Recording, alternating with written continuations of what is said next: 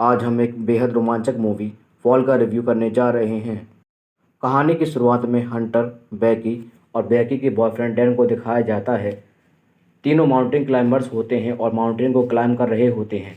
कुछ समय बाद हमें दिखाया जाता है कि डैन का हाथ किसी पक्षी के घोंसले पर पड़ जाता है, जिसकी वजह से वह घबरा जाता है और रस्सी से लटक जाता है।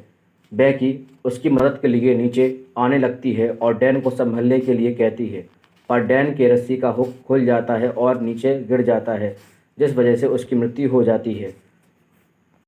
कुछ समय बाद हमें दिखाया जाता है कि बैकी बार शॉप में बैठकर शराब पी रही होती है और डैन की रिकॉर्डिंग्स को सुनकर उसे याद करती है। जैसे ही बैकी बाहर आती है, उसे उसके पिता दिखाई पड़ते हैं, जो कि बैकी को समझाने आए थे कि जो होना था हो गया, ऐसे कब तक जियोगी।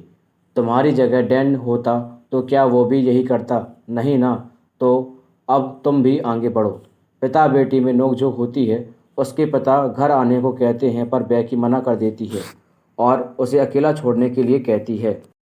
बैकी स्ट्रेस की वजह से कुछ दवाइयाँ और अल्कोहल लेते दिखाई देती है और तभी हमें यह पता चलता है कि बैकी ने डैन की अस्थियों को संभाल कर रखा हुआ है। कुछ समय बाद उसकी फ्रेंड हंटर का कॉल आता है और अगले सुबह उससे मिलने आ जाती है। डैन के एनिवर्सरी पर वो बैकी को उसकी अस्थियां बहाने के लिए कहती है, जिसके लिए हंटर बैकी को एक डीकमीशन 2000 फीट टीवी टावर पर चढ़ने के लिए कहती है। पहले बैकी मना करती है, फिर डैन की खातिर हाँ बोलती है। हंटर को यूट्यूबर बनने का काफ़ी शौक है, इसलिए वह अपनी सारी जर्नी की रिकॉर्डिंग अपने मोबाइल में रिकॉर्ड करती है। अगले दिन वो लोग टावर के लिए निकल पड़ते हैं। शुरुआत में ही ट्रक से एक्सीडेंट होते हुए बचे। हंटर को यह बहुत ही रोमांचक लगा और मोबाइल पर रिकॉर्ड कर लिया। टावर के पास पहुंचते ही गेट बंद था, तो वो दोनों पैदल ही जाते हैं। पैदल जाते वक्त रास्ते में वल्चर्स भेड़ी को खाते दिखाई दे रहे होते हैं। टावर के करीब पहुंचते ही वो चढ़ना शुरू कर देते हैं।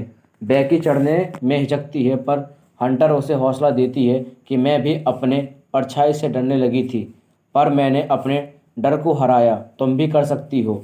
डैन के खातिर हंटर बैकी और खुद की सावधानी के लिए 50 फीट की रस्सी बांध लेती है, ताकि दोनों एक दूसरे की मदद कर सकें। कुछ दूर ऊपर चढ़ने पर बैकी घबराने लगती है, पर हंटर उसे हौसला देती है। टीवी टावर काफ़ी पुराना था और सीढ़ियों और लोहों पर जंग लगा हुआ था। ऊपर 2000 फीट जहाँ पर लैज है, वहाँ पहुँचने ही वाले होते हैं। सबसे पहले हंटर पहुँचती है, पर बैकी डर जाती है और उसका हाथ भी फिसल जाता है, पर हंटर अपना हाथ बढ़ाकर उसे ऊपर खींच लेती है। दोनों ऊपर पहुंचकर बहुत खुश होते हैं। हंटर ड्रोन की मदद से सारा नज़ारा रिकॉर्ड करती है और लेस से लटक कर कुछ खतरनाक स्टंट भी करती है और रिकॉर्ड करने के लिए बैकी से कहती है। बाद में बैकी को भी हंटर खतरनाक स्टंट करने को कहती है और बैकी कर भी लेती है। फिर बैकी डैन को याद करने लगती है। डैन को याद करने के बाद डैन की अस्थियां टावर की ऊंचाई से हवा में फैला देती है और लव एंड गुड बाय कहती है। हंटर भी रोने लगती है। कुछ समय बाद दोनों नीचे जाने की बात करते हैं। सबसे पहले बैकी उतरने लगती है और सीढ़ी टूट जाती है और बैकी लटक जाती है, पर हंटर उसे ऊपर किसी तरह खींच लेती है। अब दोनों फंस चुके थे। मोबाइल में सिग्नल भी नहीं आ रहे थे। दोनों को समझ नहीं आया कि नीचे कैसे उतरेंगे। दोनों पैनिक होने लगे। हंटर को टावर पर बाइनोकुलर्स और फ्लेयर गन मिलता है। बैकी जब नीचे लटकी थी, तब उसका बैग नीचे गिर गया था, जिसमें पीने और खाने का सामान था। बैकी को पैर पर चोट भी लग जाती है। हंटर बैकी को दिलासा देती है कि विश्वास रखो, कोई ज़रूर आएगा।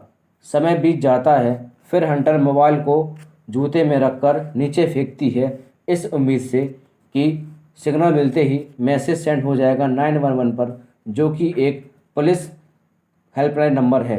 पर मोबाइल टूट जाता है। हमें एक आदमी दिखाई जाता है, पर वह जूते को देखकर समझ नहीं पाता और चला जाता है। फिर दोनों को एक वैन दिखाई देती है, जहां पर दो लोग थे। वो रात होने का इंतज़ार करते हैं ताकि फ्लेयर चलाकर उनका ध्यान खींच सकें। ऐसा ही होता है। वो आदमी उन्हें देख लेते हैं, पर उनकी मदद करने की जगह उनकी गाड़ी लेकर भाग जाते हैं। दोनों निराश होकर रह जाते हैं। बैकी हंटर के पैरों पर बना टैटू 143 देखती है और समझ जाती है कि हंटर और उसके बॉयफ्रेंड डैन का चक्कर था। तो वो हंटर से पूछती है और हंटर उसे मानकर सब बता देती है और बेकी से माफ़ी मांगती है। दोनों के बीच बात नहीं होती है। अगले सुबह होते ही हंटर बेकी दोनों भूख और प्यास से लस्त थे। हंटर नीचे जाकर बैग को लाने का फैसला करती है पर बेकी कहती है रिस्क है, पर हंटर कहती है कि हमारे पास कोई दूसरा रास्ता भी तो नहीं है। हंटर नीचे उतरने के लिए टावर के पोल से रस्सी बांधकर लटकती है पर वह कम्युनिकेशन डिश तक नहीं पहुंच पाती। तो वह अपनी रस्सी का हुक खोलकर डिश पर कूद जाती है। फिर हंटर बैग को रस्सी पर सेल्फी स्टिक के जरिए टांग देती है और खुद किसी तरह उस बैग पर कूद जाती है। हंटर बैकी से ऊपर खींचने को कहती है।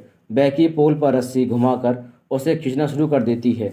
जैसे ही हंटर सीढ़ियों तक पहुंचती है उसका हाथ छूट जाता है और नीचे गिर जाती है और वह बैग को पकड़कर लटकी रहती है और बैकी को ऊपर खींचने के लिए कहती है, पर वास्तव में हंटर मर चुकी थी।